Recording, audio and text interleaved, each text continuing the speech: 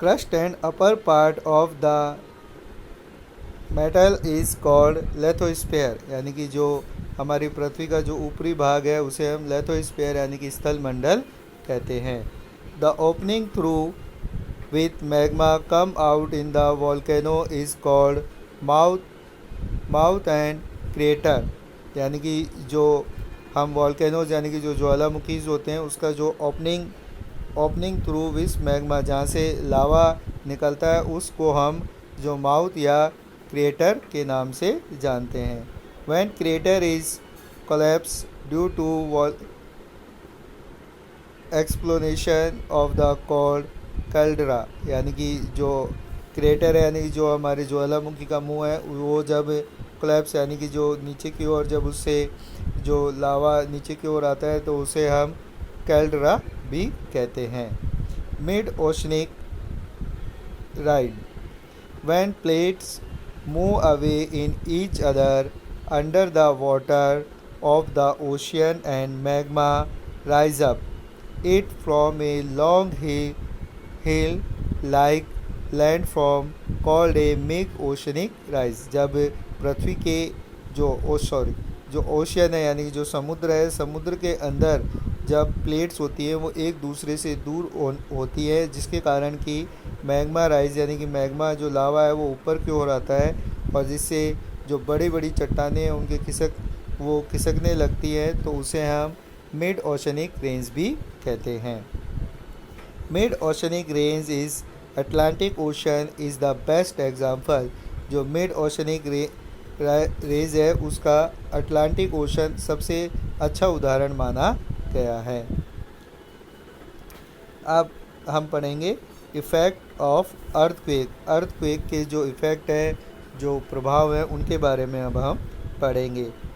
Ground shaking, यानी कि जो ग्राउंड होता है, जो तल होता है वो शेक यानी कि हिलने लग जाता है। Discussion of house and building, जो बिल्डिंग और हाउस हैं उनको बहुत ज़्यादा नुकसान होता है।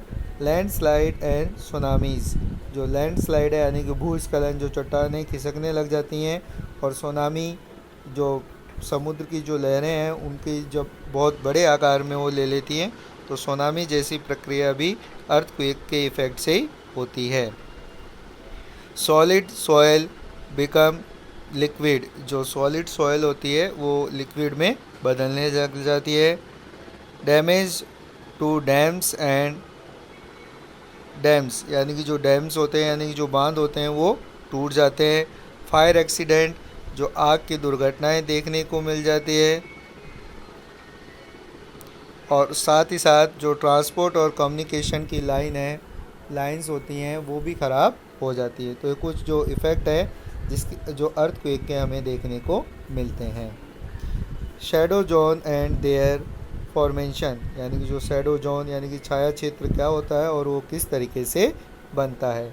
Meaning of shadow zone, when earthquake take place all the place on the earth surface do not record the seismic waves, यानी कि जो अर्थक्वेक जब आता है तो कई ऐसे जो अर्थ के सरफेस होते हैं जिसमें सिस्मेटिक वेव्स को रिकॉर्ड नहीं किया जाता है, यानी कि सिस्मेटिक वेव्स वहाँ पर रिकॉर्ड नहीं होती।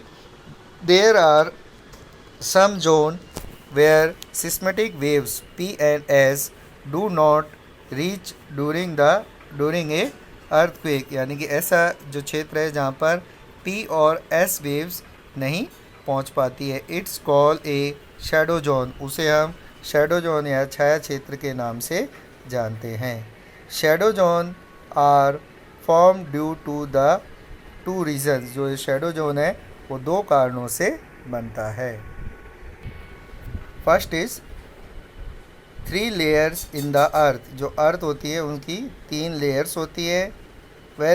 Second is density of earth each layer, जो हर जो लेयर होती है, हर जो परत होती है अर्थ की, उसकी जो डेंसिटी यानी कि घनत्व के कारण भी ये शैडो जोन डेवलप होता है। Liquid condition of the metal, यानी कि जो मेटल होते हैं उसकी जो लिक्विड कंडीशन होती है, जो तरल पदार्थ होते हैं, उसके द्वारा भी ये शैडो जोन डेवलप होते हैं। P waves shadow zone. Ideally, seismic wave should move in straight line, but due to varying density of layer, P waves move in curved path. Due to this, an area around the earth does not record P waves. This zone is from 105 degree to 145 degree from the force. यानी जो P waves होती है जहाँ ऐसा क्षेत्र जहाँ पे P waves को रिकॉर्ड नहीं किया जा पाता है, वो क्षेत्र पी वेव शैडो जोन कहलाते हैं. S wave shadow zone. It is longer zone than P wave shadow zone. The developed because S waves does not pass through liquid of the earth. Therefore, the zone is 105 degree all around the earth for the force of called S wave shadow zone.